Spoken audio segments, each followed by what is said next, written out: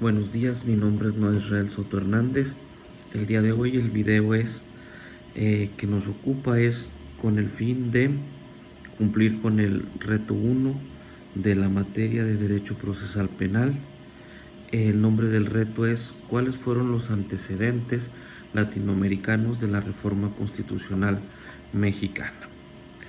Es parte de la licenciatura en Derecho de la Universidad Virtual del Estado de Guanajuato. La fecha de la realización del presente reto es el 11 de octubre del 2023. En el presente reto se nos pide analizar y contestar unas preguntas en relación a un documento. En este sentido, la primera pregunta es ¿a qué se refiere el autor cuando afirma que las reformas en materia de justicia penal se difunden desde la periferia? En este caso, el autor establece que es un sistema de difusión de leyes, normas y políticas llamado difusión desde la periferia.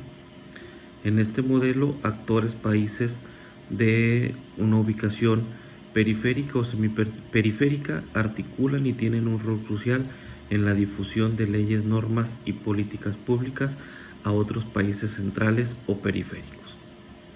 De igual manera, este autor nos establece que existen elementos importantes para la aplicación de la difusión desde la periferia, como son la historia del país, la realidad social de este mismo país, problemas, procesos políticos y sociales comunes, un shock externo común, imposición, presión e incentivos externos, la emulación o la copia de otros sistemas penales en otros países, en los beneficios que la reforma puede traer a las élites internacionales, transnacionales o domésticas, y también las campañas de redes transnacionales que se pudieran realizar para que los países periféricos pudieran aplicar estas reformas.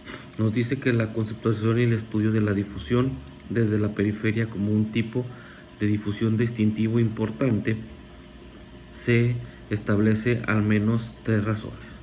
La primera sería la difusión desde la periferia debe ser tenida en cuenta como una hipótesis o grupo de hipótesis que puedan ser testeados al estudiar los procesos de difusión. En segundo, este estudio de difusión desde la periferia puede proveer claves sobre las leyes, normas o políticas públicas que se difundan en ciertas regiones del mundo, especialmente en aquellas que no incluyen países centrales, tales como África, América Latina y el Medio Oriente. Y tercero, nos dice que la posibilidad de que la difusión pueda ser iniciada desde los países periféricos o semiperiféricos significa que estudiar este tipo de países mejora nuestro entendimiento del mundo global.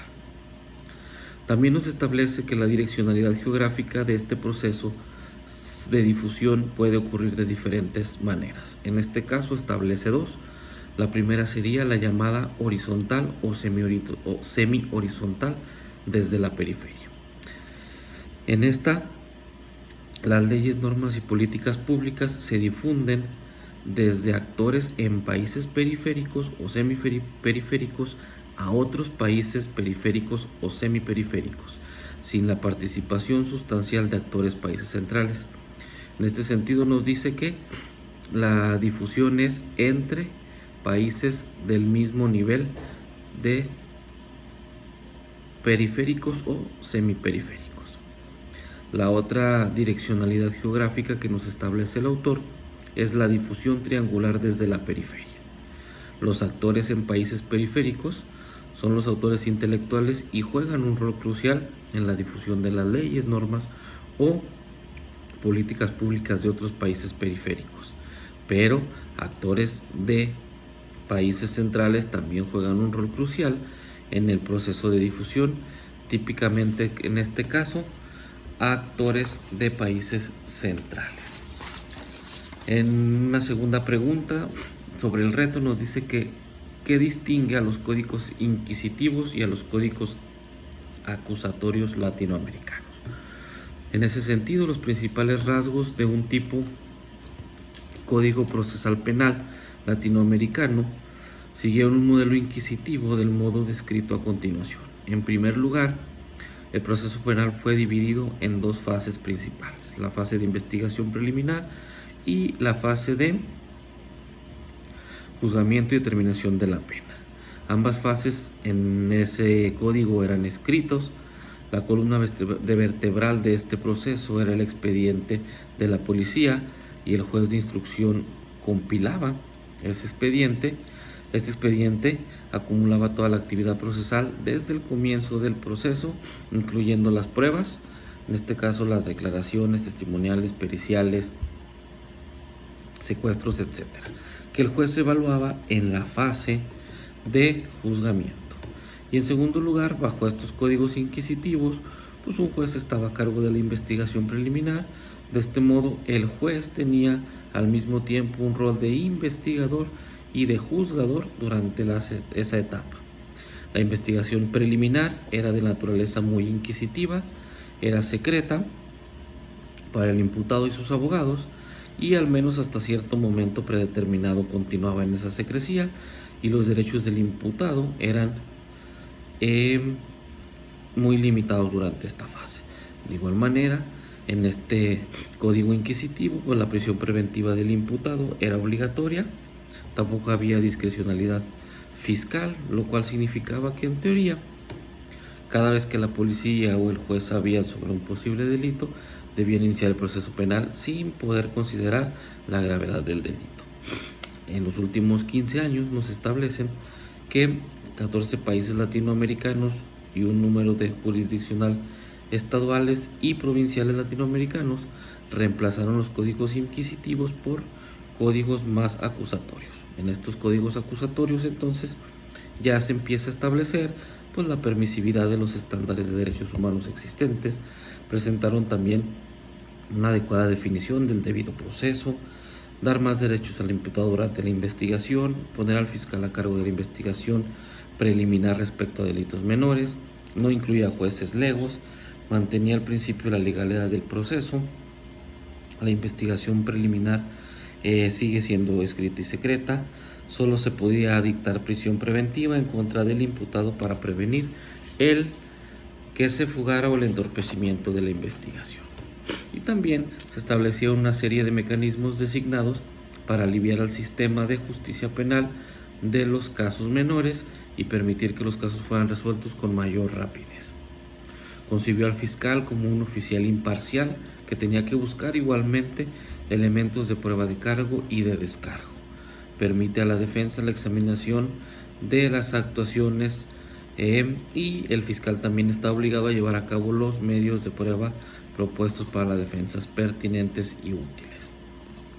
Por último, la pregunta en el reto es la 3, que dice: ¿cómo influyeron los actores internacionales en la formación y expansión de las redes de activistas y reformadores de Latinoamérica? Esta habla de reformas procesales que ya habíamos comentado. Dentro de Latinoamérica, los 14 países que hicieron esta reforma fue porque los abogados latinoamericanos de esta red una red de expertos de abogados latinoamericanos del sur fueron los autores intelectuales y promotores cruciales de la reforma. Ellos propusieron el reemplazo de códigos inquisitivos por acusatorios como una solución a un número de problemas. Participaron en la redacción de los códigos y de su implementación, y abogados por las reformas a lo largo de las regiones y ante la USAID y otros actores internacionales. Algunas de estas reformas, tales como las de Argentina, Chile y Costa Rica, ocurrieron sin participación sustancial de actores de países centrales. Estos son casos de difusión horizontal o semi-horizontal desde la periferia.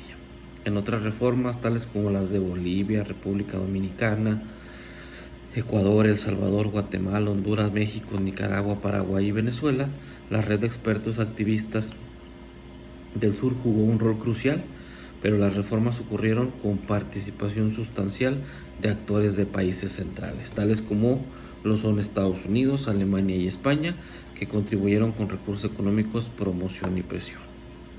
En este sentido, en la reforma penal en nuestro país, pues nos queda claro que hubo una presión externa por parte de algunos países en relación a hacer un adecuado manejo por los altos índices delictivos que se establecían ya en nuestro país. Y en este sentido, pues México fue uno de los países que la reforma fue establecida o fue muy guiada por agentes externos y también por recursos económicos internacionales para poder lograr esa reforma en nuestro país. Gracias.